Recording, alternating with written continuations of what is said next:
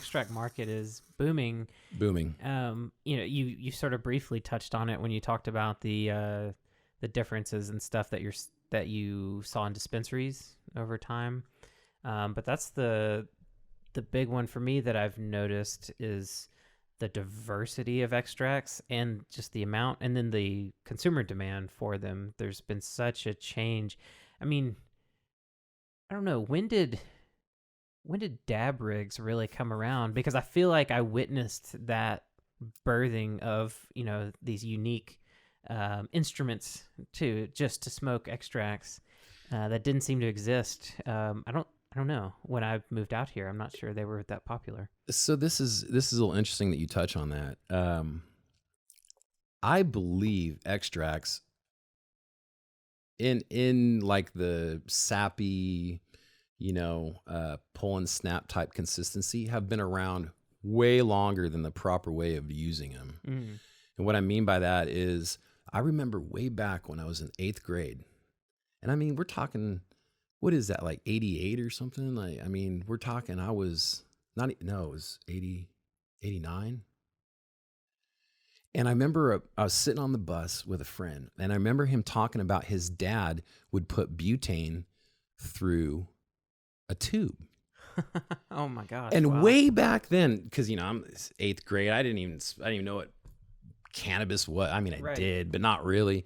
And it never occurred to me, like it didn't click. And then a few months ago, that memory hit me again, and I'm like, wow, I bet you people have been extracting, he probably had like a PVC tube or something. Right. They didn't have glass tubes like that back then, but which was probably worse. Yeah. Extract now.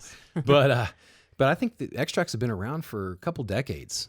I just don't think that the proper method was being used. Yeah. People were probably putting it on top of bowls or on top of flour or something, or, down a joint or something, but it wasn't really being used. So that's a good question. I don't know when dabs rigs came around. I don't. It kind of coincided with the popularity of the extracts though. So it was during the black market days. Yeah. Obviously. But I remember as soon as I was able to buy an extract, I was told what kind of rig and how to do it. So it's already ready to go at that point. But it had to have been, it seems like we had to have been doing extracts for a lot longer than that. Yeah. Well, I know when I was in college, it was a thing to take butter knives and heat them up and that's the real first dab rig right there. Yeah. That is the real first one. But I had never seen a dab rig, and I'm not really into extracts that much, so it's still something that I'm hoping I can talk to other people that know a lot more about extracts than I do, just because it just hasn't become a big part of my life. But I do remember going into a shop, and the first time I saw a dab rig, and I was like, what in the world is that? And how do you use it? And I remember someone explaining it to me, and I was so intimidated. Unfortunately, it's definitely got that hard drug feel to it. It does, yeah. And that's what kind of first turned me off with it. I'm just like, man, this feels like I should be doing some meth or something right now. But that's unfortunately our prejudice is playing in our heads, because those are the same types of prejudices that people have about the cannabis community, know? So when someone sees a joint or God forbid, a $20,000 glass piece, it looks like a drug thing, So I think it's all in how it's been approached before it became part of the cannabis thing, but it does feel a little weird. Yeah. And I don't like the torch thing. Yeah. And I don't like, it doesn't feel like I feel like it's easier for me to be more open with flower than it is to be open with. Yeah. I feel like if we're sitting down and doing dab hits, it should be my close friends and we're all in a circle type thing, Whereas with flower, I feel I can go on my porch and not worry about it. Well, it's like, occasionally I'll use ethanol extracts, reduced ethanol extracts, quote unquote, RSO, or FICO, and I'll make products sometimes for my parents if they have different things going on, and I'll figure out the dosage and everything. And even that, like carrying around a syringe with, this dark colored oil in it, it just feels weird. So you're like, if someone sees that, what are they going to think? I have heroin or something, and really this is You like got some black tar it's a heroin in hemp a extract, syringe. high CBD, like, but it does, there is that stigma that we've been, just through the decades of our culture here and how we've, been talked to about drugs in general, and especially cannabis and everything. And it's hard to shake some of those things. I remember when I first moved out to Oregon, it took me so long to not feel paranoia around any cannabis consumption that I engaged in, because coming from Mississippi, I was accustomed to basically expecting to have your whole life ruined at any moment if you got caught smoking. And, I've moved out here, I had a medical card, and I was like, oh, okay, I can, sit down in my apartment and, actually, enjoy this. But then that paranoia that was ingrained in me from Mississippi would come up, and I would just be like, oh God, what if someone knocks on the door? What, all these what ifs. And then, my wife was really funny, and she's like, you realize where you are, right? Like, nothing will happen because it's totally legal for you to be doing what you're doing. And I know, right? You're like, oh yeah, like, oh yeah, I guess that's true. But it takes a long time, and I think we take for granted sometimes these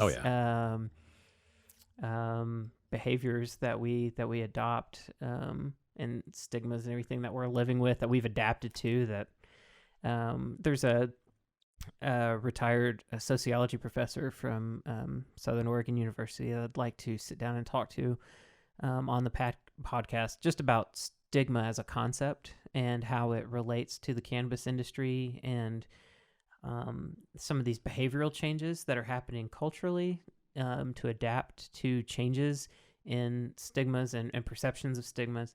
It's something that she just has a lot of theoretical understanding of just how the human psychology kind of gets involved with different types of stigma, and then how cultures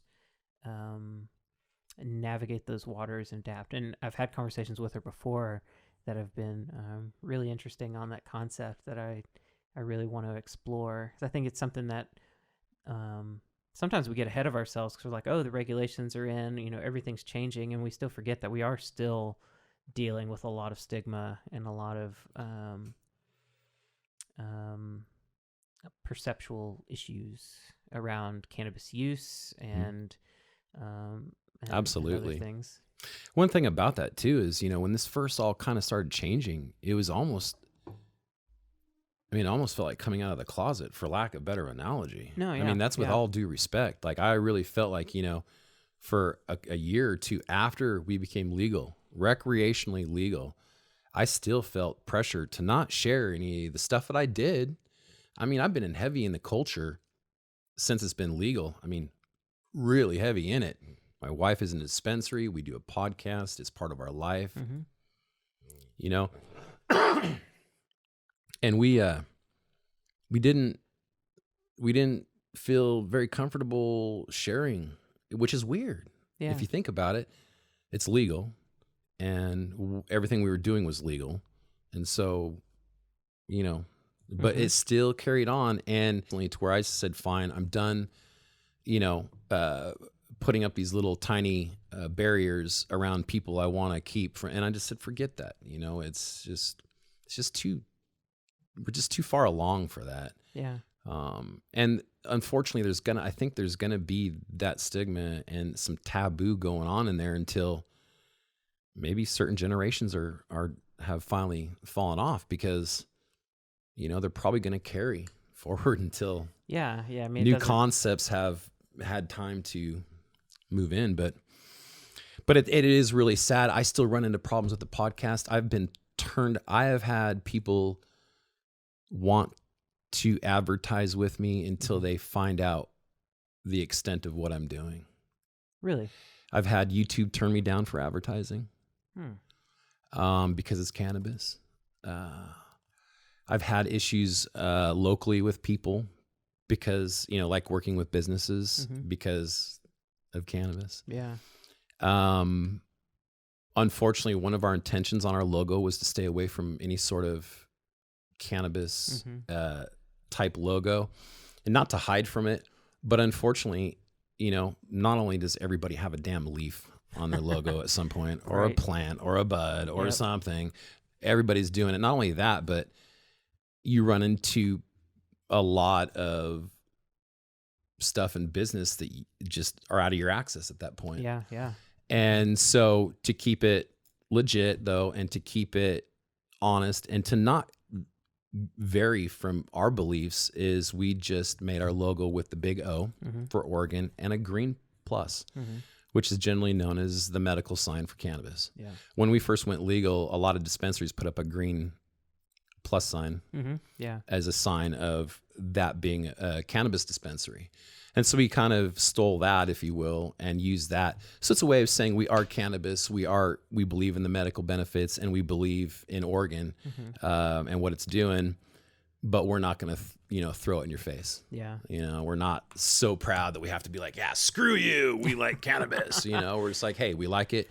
Here's what we got. If you don't like it, that's your deal. Well, I think that's a really important kind of stand to take, because it's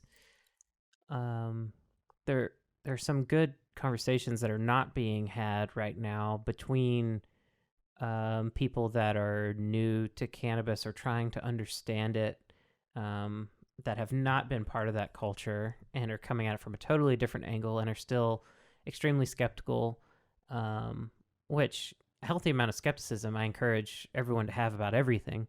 But there's a lot of good conversation that's not happening because there is a lot of that sort of,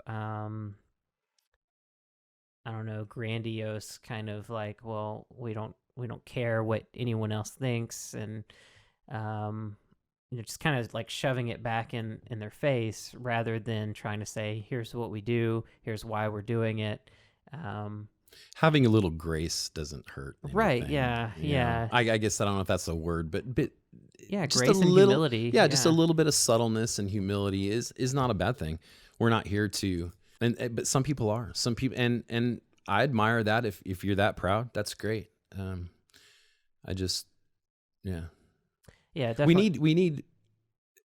We pushed into it so fast and so quick that we haven't had a lot of people be able to get used to it. Right. Yeah. Coming from the perspective, I've been, my brother grew illegally back in the day. And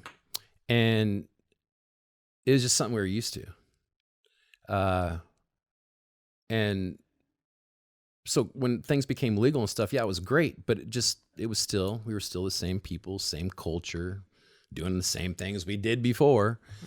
But you get these people now, it's like a cool trend. Oh yeah. So people are jumping aboard, and now it's legal. I'm gonna smoke cannabis, marijuana, pot, whatever, and I'm gonna just put it in your face. It's legal, and it's like whoa, just slow down. Right. Yeah. But unfortunately, cannabis is a hype monster, and it's a trendy train.